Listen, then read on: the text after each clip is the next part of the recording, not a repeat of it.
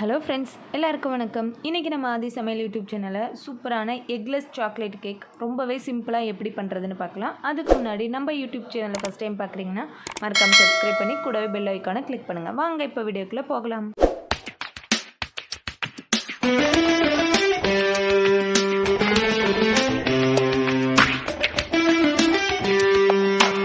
First நம்ம try இன்க்ரீடியண்ட்லாம் add பண்ணிடலாம். அதுக்கு 1 கப் அளவுக்கு மைதா மாவு எடுத்திருக்கேன். 1/4 டீஸ்பூன் அளவுக்கு பேக்கிங் சோடா, 1 டீஸ்பூன் அளவுக்கு பேக்கிங் பவுடர், 2 டேபிள் ஸ்பூன் அளவுக்கு கொக்கோ பவுடர். இதை நல்லா கட்டிகள் எதுவுமே இல்லாத அளவுக்கு நம்ம சலிச்சு எடுத்துக்கலாம். நீங்கள் மைதா மாவுக்கு பதிலாக கோதுமை மாவு கூட நீங்கள் ஆட் பண்ணலாம். இதை நம்ம ரெடி பண்ணியாச்சு. இது கூடவே 1 பிஞ்ச் அளவுக்கு நம்ம சால்ட் ஆட் பண்ணிவிட்டு இதை நல்லா நம்ம மிக்ஸ் பண்ணிடணும். ஏன்னா பேக்கிங் சோடா பேக்கிங் பவுடர் நல்லா மிக்ஸ் ஆகி இருக்கணும். அதுக்கப்புறம் வெட் இன்க்ரீடியண்ட்லாம் நம்ம ஆட் பண்ணிடலாம். அதுக்கு 3 டேபிள் ஸ்பூன் அளவுக்கு நான் புளிக்காத தயிர் எடுத்திருக்கேன். நீங்கள் எக்கு யூஸ் பண்ணுவீங்கன்னா 2 எக்கு இந்த ஸ்டேஜில் ஆட் பண்ணிக்கோங்க. 1/2 கப் அளவுக்கு சுகரை நல்லா பவுடராக்கி அதை இந்த தயிரோட ஆட் பண்ணிவிட்டு இதை ஒரு ஹேண்ட் மிக்சரோ இல்லைன்னா எலக்ட்ரிக் பீட்டர் வச்சு நல்லா மிக்ஸ் பண்ணிடலாம்.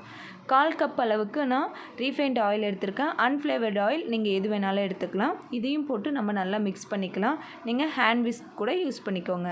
1/4 டீஸ்பூன் அளவுக்கு நான் வெண்ணிலா எசன்ஸ் ஆட் பண்ணி இதையும் போட்டு நல்லா நம்ம மிக்ஸ் பண்ணி எடுத்துக்கலாம். இந்த கேக் பண்ணுறதுக்கு நமக்கு எலக்ட்ரிக் பீட்டர் வேணுன்றது அவசியம் கிடையாது. இப்போ நம்ம ரெடி பண்ணி வச்சுருக்க இந்த வெட் இன்க்ரீடியண்ட் கூட ட்ரை இன்க்ரீடியண்ட் எல்லாத்தையும் நம்ம கொஞ்சம் கொஞ்சமாக ஆட் பண்ணி இந்த மாதிரி கட் அண்ட் ஃபோல்டு மெத்தடில் நல்லா மிக்ஸ் பண்ணி எடுத்துக்கலாம். தயிருக்கு பதிலாக எக்கு யூஸ் பண்ணிங்க அப்படின்னா மேக்ஸிமம் எக்கை நல்லா பீட் பண்ணிக்கோங்க. அந்த ப்ளஃபினஸ் அப்போ தான் வரும் உங்களுக்கு.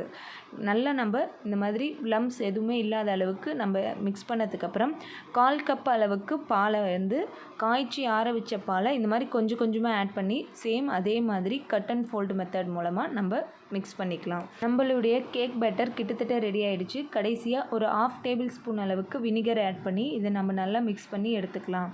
நம்மளுடைய கேக் பேட்டர் சூப்பராக ரெடி ஆகிடுச்சு. நான் இன்றைக்கி 5 இன்ச் டின்னு 2 எடுத்திருக்கேன். நீங்கள் 6 இன்ச் டின்னு இருந்தது அப்படின்னா ஒரே டின்னில் கூட நீங்கள் ஊற்றி வைக்கலாம். நான் அடியில் பட்டர் பேப்பர் வச்சு அதில் பட்டர் லைட்டாக அப்ளை பண்ணி எடுத்து வச்சுருக்கிறேன்.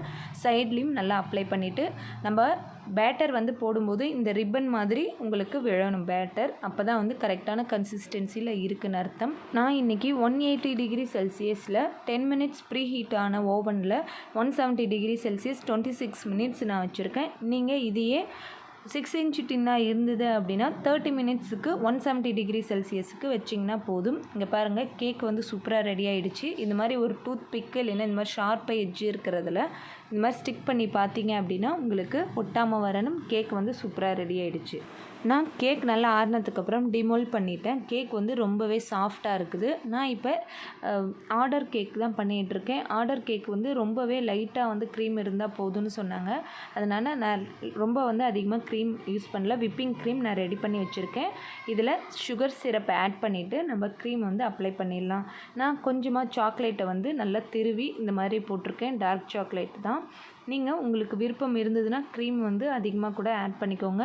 நடுவில் சாக்லேட்ஸ் உங்களுக்கு நிறைய பிடிக்கும் அப்படின்னா நிறைய ஆட் பண்ணிக்கோங்க. நான் சைட்லேயும் அதே மாதிரி மேலேயும் ஃபுல்லாக கவர் பண்ணிட்டேன். க்ரீம் அதிகமாக வேண்டான்னு சொன்னதுனால நான் ரொம்ப க்ரீம் போடாமல் ஜஸ்ட் சாக்லேட்ஸ் வச்சு நல்லா டெக்கரேட் பண்ணிவிட்டு ட்ரை ஃப்ரூட்ஸும் நட்ஸும் நான் எடுத்து வச்சுருந்தேன். அதை நான் லைட்டாக ஹனியில் மிக்ஸ் பண்ணி இந்த மாதிரி கேக்கு மேலே நான் டெக்கரேட் பண்ணிவிட்டேன். கண்டிப்பாக இந்த வீடியோ உங்களுக்கு பிடிச்சிருக்கும் நம்புறேன். பிடிச்சிருந்தனா எங்கள் யூடியூப் சேனலுக்கு சப்ஸ்கிரைப் பண்ணுங்கள். உங்கள் ஃப்ரெண்ட்ஸுக்கு ஷேர் பண்ணுங்கள். இந்த வீடியோக்கு லைக் பண்ணுங்கள். இந்த டிஷ் பற்றின கமெண்ட்ஸை கமெண்ட் பாக்ஸில் கமெண்ட் பண்ணுங்கள். தேங்க்யூ.